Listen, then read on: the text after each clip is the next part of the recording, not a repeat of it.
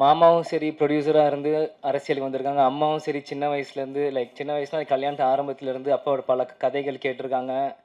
எல்லாத்துலேயும் இருந்து அரசியலுக்கு வந்தாங்க. ஆனால் நான் எந்த விஷயமும் இல்லாமல் கேப்டனை மட்டுமே பார்த்து ஒரு ரசிகராக கேப்டன் எப்படி எங்கள் அப்பாவை தாண்டி ஒரு ரசிகராக சின்ன வயசுலேருந்து அப்பாவை நான் பார்த்துட்டு இருப்பேன்.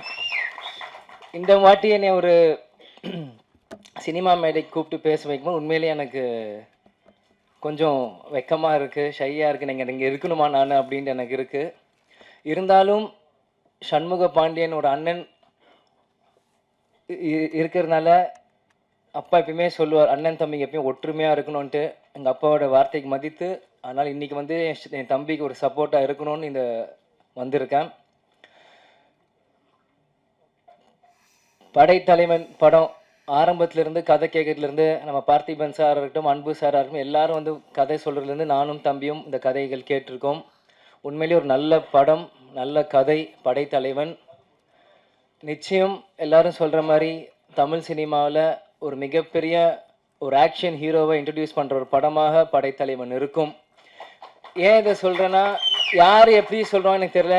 நான் எப்பயுமே சொல்லுவேன் எல்லா மேடையிலும், எங்கள் அப்பாவோட ஃபஸ்ட்டு ஃபேன் நான் தான் அப்படின்னா தான். கேப்டன் பிரபாகர் அப்போ இருக்கும், இந்த விஜய் பிரபாகர் பிறந்தேன். அதனால் எப்பயுமே நான் ஃபஸ்ட்டு ரசிகர் அப்பாவுக்கு நான் தான் சொல்லுவேன். அதே மாதிரி ஷம்முக்கும் ஒரு ஃபஸ்ட்டு ரசிகராக நான் தான் சொல்லுவேன். ஏன்னா அவன் பண்ண சகாப்தமாக இருக்கட்டும், மதுரை வீரனாக இருக்கட்டும், இப்போ பண்ண படைத்தலைவனாக இருக்கட்டும், நெக்ஸ்ட் வர கொம்பு சிவியாக இருக்கட்டும், எத்தனையோ படங்கள் பண்ணாலுமே அந்த சகாப்தம் படம் பண்ணும்போது மலேசியாவில் ஒரு ஷூட்டிங் ஷூட் பண்ணும்போது 100 ஃபீட்லேருந்து ஆக்ஷன் நாங்கள் கேப்டன் வந்து இல்லை டூப்லாம் போடலாமா என்னென்னு கேட்டுட்ருக்காரு. இவர் ஜம்ப் பண்ணிட்டான் மேலேருந்து. எந்த பயமும் இல்லாமல் ஒரு 19 வயசு பையனாக இருக்கும்போது எந்த ஒரு விஷயமும் இல்லாமல் அங்கேருந்து ஜம்ப் பண்ணிட்டாப்புல. ஸோ அப்பாவுக்கே வந்து பயம் வந்துருச்சு.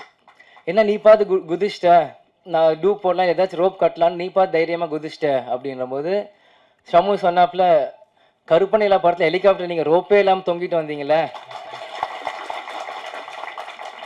அது எங்களுக்காக பண்ணும்போது உங்கள் மகன் நான் வரும்போது உங்களுக்காக நான் 100 மாடியிலும் குதிக்கிறது எனக்கு என்ன, எனக்கு எந்த அச்சமும் இல்லை, உங்களுக்குள்ள அதே ரத்தம் தான் எனக்குள்ளேயும் ஓடிட்டு இருக்கு அப்படின்னு ஷம்மு சொல்லும்போது உண்மையிலே அந்த இடத்துல நான் வேந்து பார்த்தேன். அதே மாதிரி சகாப்தம் ஒவ்வொரு ஷாட்டுமே தம்பி எப்படிலாம் ஃபைட் பண்ணியிருக்கான்ட்டு எனக்கு தெரியும். கேப்டன் எங்கேயும் போல அவர் படத்தில் நீங்கள் பாருங்கள், கேப்டன் திரையில் தெரிவார்.